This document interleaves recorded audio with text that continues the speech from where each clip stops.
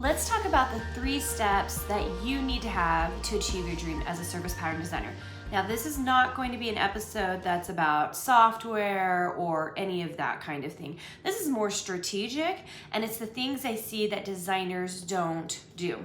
I was listening to something the other day, and I was really fascinated by the fact that it was someone who was trying to do a business, start a business, and she said that she felt very, very busy all the time, and she was making no money.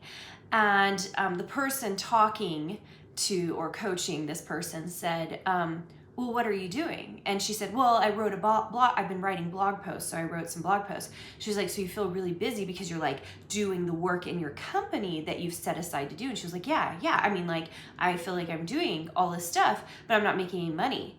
And she pointed out that she wasn't doing the right stuff, which I agree, right? Like, how long does it take for a blog post, especially if you are trying to build an audience, is it going to get traction? It just takes a very, very long time. And so what should have that woman been concentrating on? Well, probably sales, maybe product development, but that was a really passive way to make income, right? And so she wasn't concentrating on the right things.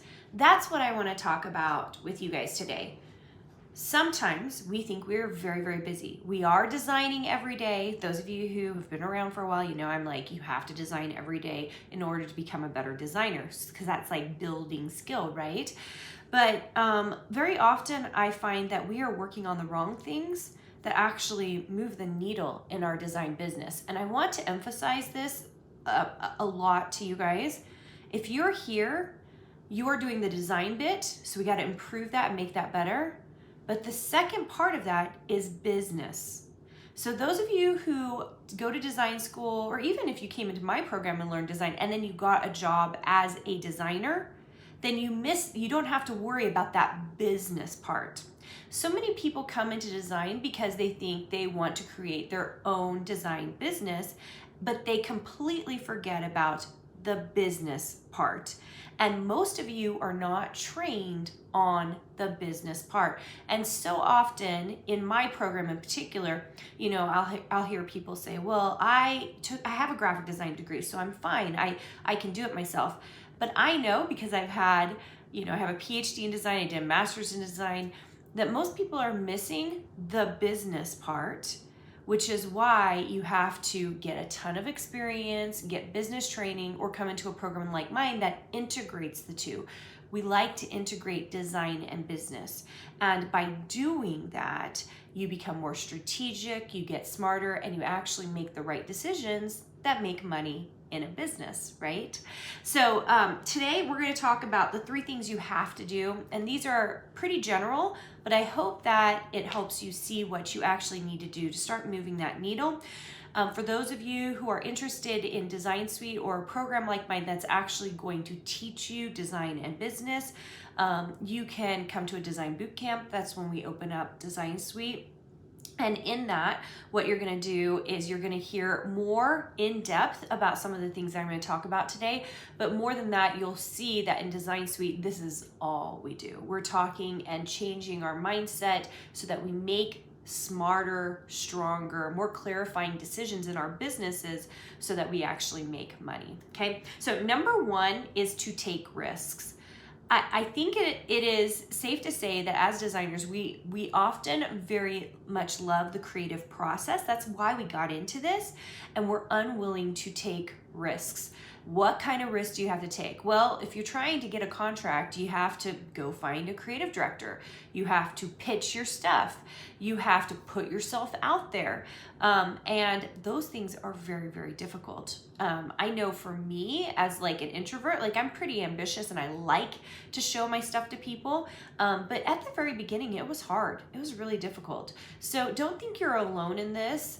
Even designers who have made a lot of money, who have successful careers, they had to start somewhere, and it was nerve-wracking. It was so scary. Those of you who have heard my fabric story, I sent my portfolio to 20 companies, and I got 1 bite. And I was grateful for the 1 bite. But it took 19 no's to get 1 yes. And so often people will get about 2 or 3 no's and then they give up. So you have to take a lot of risks in pitching. You have to take risks on, you know, in my arena, I really emphasize online shops, like being able to sell. So some of you might hear that and be like, okay, I'm gonna go find an online shop. There's so much strategy involved, and we always are looking at what is trending right now. Where are people making the most money right now? So we're really careful in Design Suite to make sure people are going to the right areas for that. But you have to take risks, and it feels risky at the beginning when you're spending all this time designing and you're not making much money, which is the case with most designers. Now, if you have been doing this now for over 6 months and you haven't made a dime, something is wrong. You need to start thinking and having a mindset shift about like, what holes are there actually in my business? If you're a year into this, 2 years into this, and you have not made any progress, or you're making very little progress, like you're making less than $100, I can't emphasize to you enough that nothing's gonna change if you don't. And what you're doing right now is spinning your wheels, and it's gonna be really difficult for you to make some moves. We've had people come into design boot camps and then they show back up 6 months later and they're like, I made no progress. And I'm like, yeah, that generally is what happens, because you're not getting the things that we talk about in my signature framework about like the actual holes happening in your business. You're not going out of your way to get those things, okay?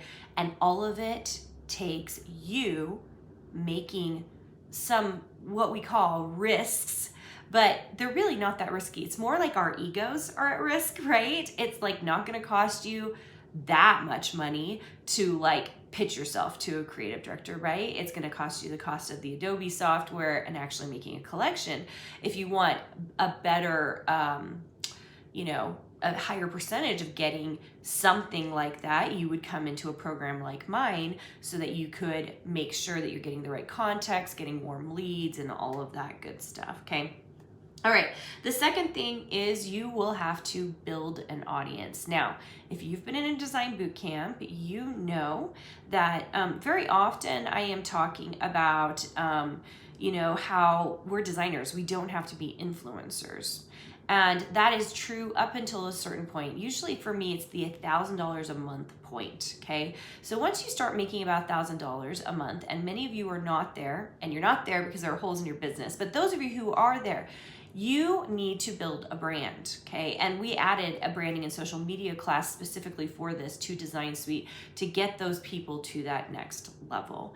But building an audience is not something I did for years and years and years. I wasn't worried about it. Why? Because I was making lots of money as a designer, much more than $1,000 a month. We really didn't even get into building audience till a couple of years ago, and we're still kind of figuring that out. And why would you spend the time building an audience when you make so much money as a designer, right? But if you want to be a surface pattern designer, and for many of you that means a fabric contract, you have to have a big audience these days. And so those of you who are going after that can take years to make happen. So if you don't want to build an audience, if that is not something you want to do, then backtrack a little bit. Remind yourself, like why do you want to do this, okay? If it's just to become a designer, maybe not necessarily the fabric, but like just to become a designer, really consider coming to a design boot camp. We're going to talk about how you can slide into the industry making money in other ways, okay? All right, number 3, this is huge because I talk to so many designers. I see very often that designers think that if they are making something as good as what they see on the marketplace, like if they see fabric lines, like, well, my line is just as good as that, then you are thinking wrong about how to get something like a fabric contract. You have to do something different than everybody else. And, you know, I am looking at designer portfolios all the time in Design Suite and outside of Design Suite, you know, especially if you're in a boot camp and I look at your portfolio, and I'm always surprised at how often the person on the other side who wants to become a designer thinks that their portfolio is good enough for fabric. It generally, I just really haven't met anyone that's just in the realm who I would have, I know I was in scrapbooking as a creative director, but I would have taken on as a designer for scrapbooking. I just haven't. And it's because you just haven't had the time to marinate, and you haven't had any mentorship and critiquing to get your stuff better, right? Very often they'll say, well, I took this course online. There's a couple of them out there I know a lot of you are taking. And if you feel like there is something missing, it's because it is. It takes time and lots of good mentorship to become a designer. You have to have the right kind of professor-led coaching, people who understand design, to become a good designer. That's why it takes 4 years at a university level. That's why my program is a whole year long. Should I do it for only 2 months and make you pay much, much less? Yes, but then I wouldn't be in integrity with myself, because I know you wouldn't make it.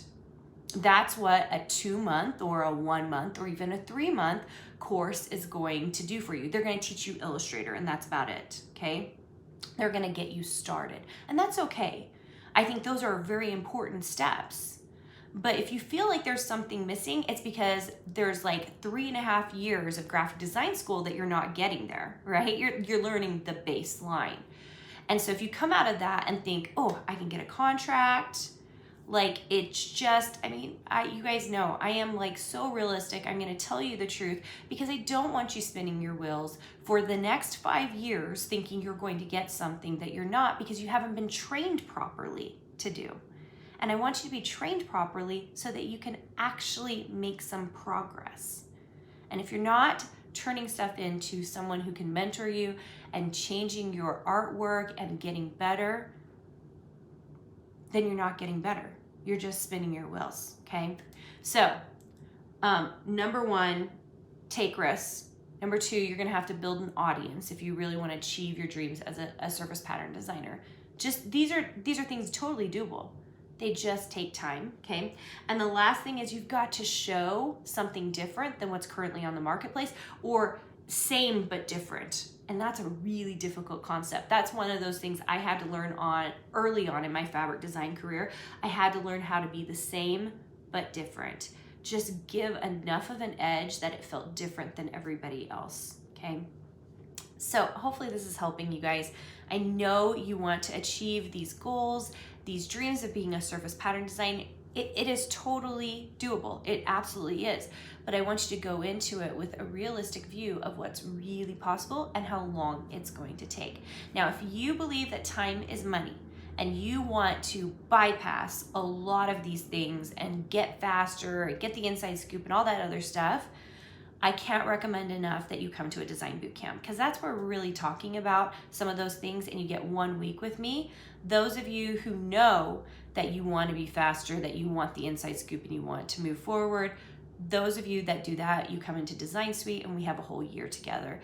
I try to give so much value in a single week of bootcamp that it seems incredible and impossible when you come into Design Suite, when you realize what you get for a whole year. It is absolutely life-changing. My members tell me that all the time, because the goal is to really change you. It's a transformation of how you think about how to make money as a designer, and how to be smart as a designer, and how to get better and become the best in the marketplaces, which is what we want. We want you to become amazing, amazing designers. And we teach you that business part, right? So often I see it everywhere. People are just learning Illustrator, and we teach Illustrator because it's an important piece. It really is. It's an important piece. But then you move on from that, and it's like, well, where do I go from here, right? No one's teaching how to actually get to that next level, how to build the business, how to make money, how to be strategic, and what that really looks like. And I'm pretty brutally honest about that. All right, guys, thanks so much for joining me today. Hopefully this was really helpful to you, and I will see you soon. Hey, did you know that you can visit me at makeanddesign.com to learn more about this podcast and join my VIP group for weekly freebies? I can't wait to see you there.